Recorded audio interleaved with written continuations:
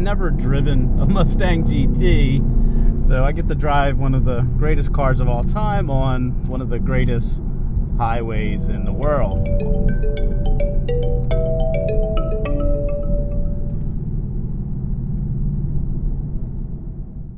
Well, good day everybody, and welcome to this 2020 Ford Mustang GT. Now this is a 2020, so it's got some miles on it. This one has about 46,000 miles on it. I got the opportunity to borrow this for the week, and I have just been having a blast. I wanted to share it with you as I brought it out here to one of the world's greatest highway, Angeles Crest, with a Mustang GT. It's sort of a automotive enthusiast bucket list thing to do. Again, this one's stickered in 2020 for about $45,000. This is in the premium trim, so you get some leather goodies, and we'll check that out on the inside. You can pick these up used. You know, the used car market is a little crazy right now, but you could pick these up used for probably mid-30s, which is actually a good bargain. You're talking about a 4.5 second 0 to 60 here in this thing with its 400 and some odd horsepower. I will put those numbers right up here right now. But it's taken me a little bit of time to learn how to drive this. This is truly a wild stallion. This is just one of the world's great legendary cars. And as you can tell, I'm just so excited. Let's give her a start up.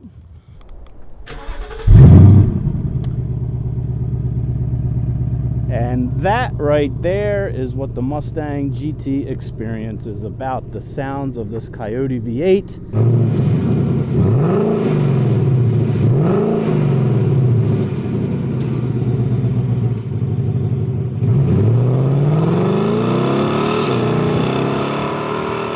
And I do have the binaurals going today, so make sure you get your headphones as we get this out on the road, because you have to experience how this sounds. It's all part of the drive when driving the Mustang.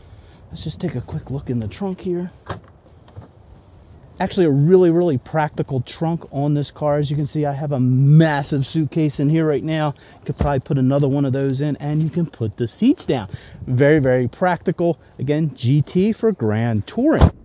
Yeah, so lots going on under this fairly dirty, large plastic engine cover, but Ford's pulled out all the tricks. This is naturally aspirated. This is an all aluminum engine. Got a lot of fancy stuff going on with the camshafts, and you got pretty sophisticated variable valve timing. This is also direct and port injected. So the other thing is you got some pretty customized headers on the exhaust side, along with that specific firing order, giving this that pretty distinctive Mustang sound. Okay, let's hop inside. Pretty well featured car, surprisingly. Again, everything looks really nice. I'm surprised at the material quality. You do have, I'm not even going to try to get back there, but you know, you can jam some small people back there temporarily. Again, those seats do come down. Again, very nice, comfortable leather. And when you hop in, these leather seats are just really comfortable. Let's just start her up. Oh yeah. I love how the horsey did there. Let's do that again. There we go. Ah, love that. Again, as far as the equipment in this, we do have this handbrake, which is nice. We got a solid shifter. This does have the 10-speed automatic with the paddle shifters. Great air conditioning in here. Love these vents. Pretty high quality stuff. Again, this is the Ford Sync 3 with Apple CarPlay. You can see I have my phone connected there. There's another USB back here in the center console, 2 cup holders, and a very high quality damped glove box. Got some nice 55-year logo stuff going on there. A lot of buttons on the steering wheel here in this Mustang, but they're separated. So down here it's just your cruise control, no adaptive on this. Radio, volume stuff right here. This controls that center screen, which, you know, it's classic Ford stuff. I'm not even going to go into that. But this does have some track mode features. I love how the speedometer there says ground speed. I think that's really cool. And then down here you have your phone control. So menu here, and then you do have these paddle shifters. They are plastic. I would definitely have to upgrade those if I owned the car. Again, classic Ford wiper stalk and headlights All your automatic headlight stuff is over here. So pretty well equipped. We do have heated and cooled seats, and they are very, very nice. This thing just blows icy cold air conditioning out and does a really, really good job. Just regular old ugly incandescent bulbs up here. There is a nice camera for the back. It does have lines on it, which is really, really useful in this car. But other than that, and it does have rear parking sensors. Other than that, there isn't any other safety, and there's no blind spot warning, there's no adaptive braking. But again, that's not why you bought this car. I've just been amazed at how comfortable it has been in here. Let's see what else. And down here you got the famous toggle. So on the modes, you have sport mode. Again, just we'll try that out. You have track mode, you have drag strip mode, and then you have a snow wet mode. But we've been driving around in normal and sport.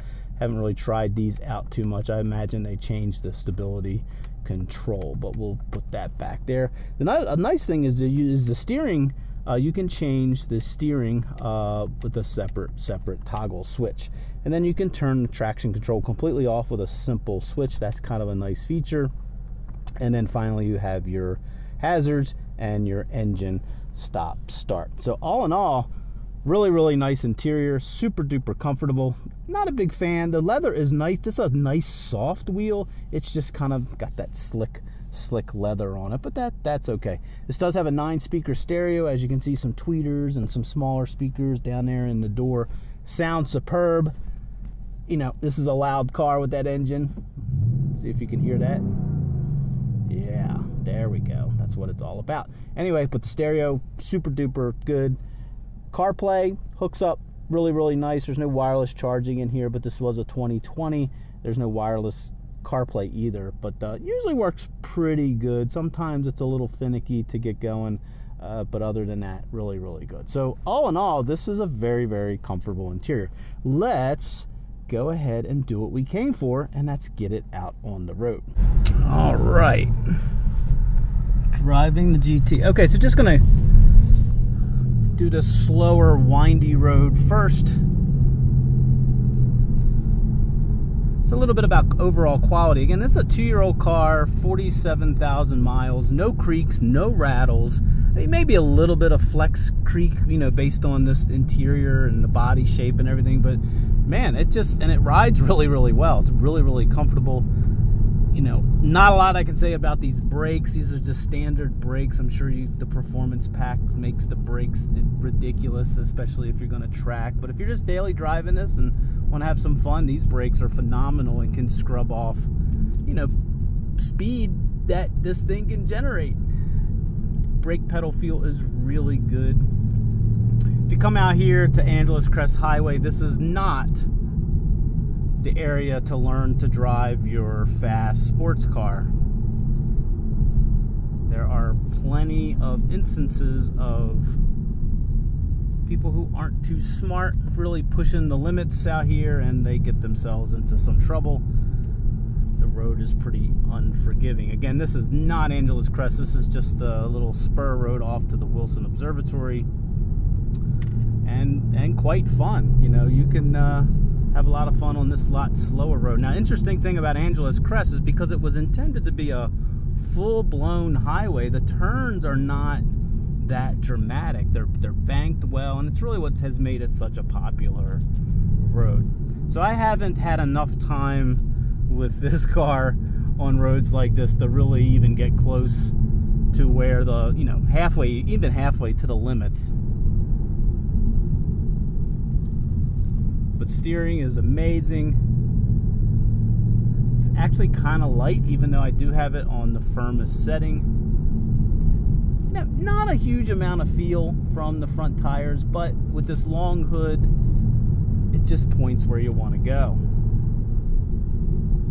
Alright, so let's get her out on the main part. Hey, if we did a good job today, give this video a thumbs up. That helps us small YouTubers out immensely. And check out all of our other videos on Beyond the Test Drive, and consider subscribing. Before we get any more into this, let's go ahead and cut away to that quick highway portion. Out here on the highway, the Mustang GT is surprisingly very, very comfortable. These seats, I could just sit in them all day.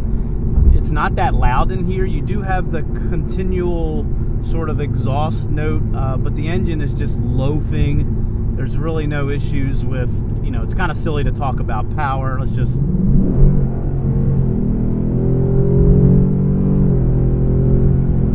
I mean, that's just insane amount of power, and but when you just let it kind of settle down, yes, there's some road noise, wind noise. No real safety features in this car. There's no adaptive cruise, but the stereo's good. The stereo's nice and loud.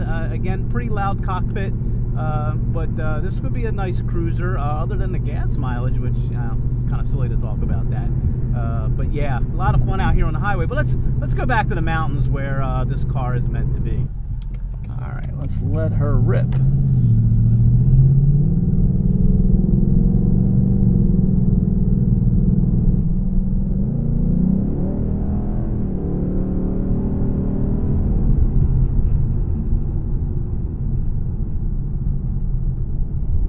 Hopefully these binaurals are picking up that incredible engine note.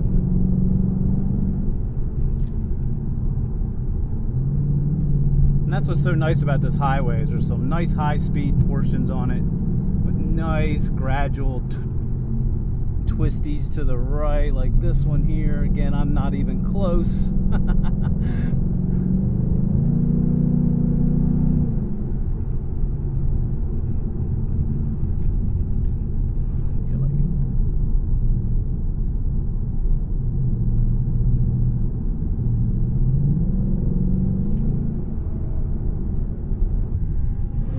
There we go. That's what we're talking about out here. Hopefully this gives you a feel for how this road is.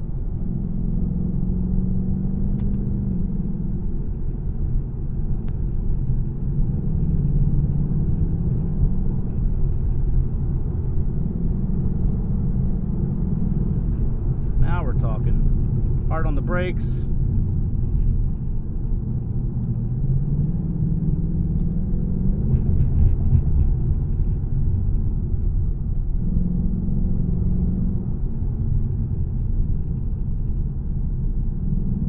I'm not in Sport Plus. That would make everything a lot more eager, but you know, there's no point for me to be in Sport Plus when just this regular drive mode is enough right now for the rookie Mustang GT driver. Do a downshift here. You do get rev match downshift, which sounds really good out the back.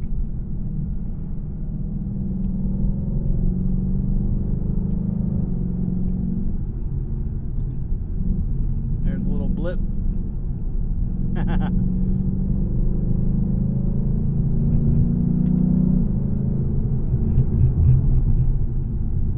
Coming down in speed.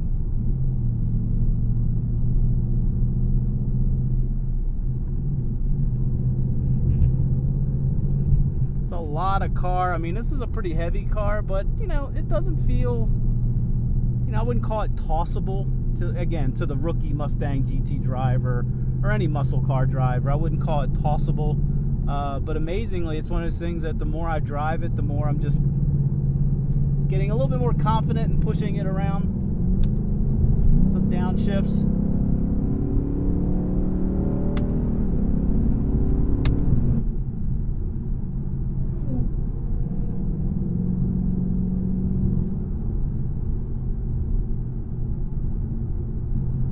This section of road down through here is sort of what I would call peak Angeles Crest Highway, with the views and these turns sweeping, banked just right. Look at this. Look at this. Absolutely stunning.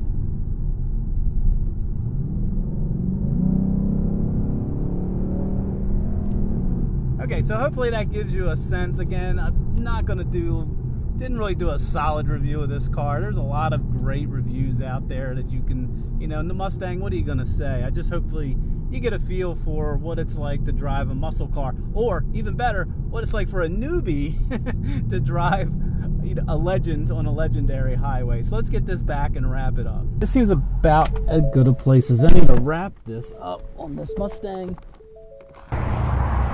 Yeah, I'm really getting the hang of driving this now. So hey, if you're a Mustang loyalist, thank you for letting me sort of be part of the club today. It's my first experience with a Mustang, and now I know what the mystique is about. And man, just check out this view up here at Angeles Crest.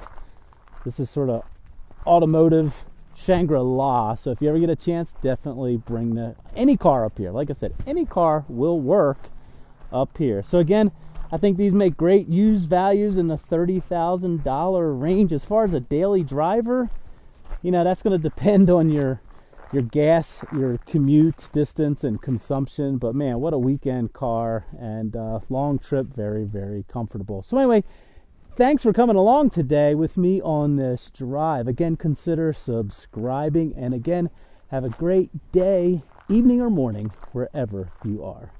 All right, we are above the cloud deck. That's the LA basin down there. So yeah, just beautiful up here. But man, look at that cloud deck.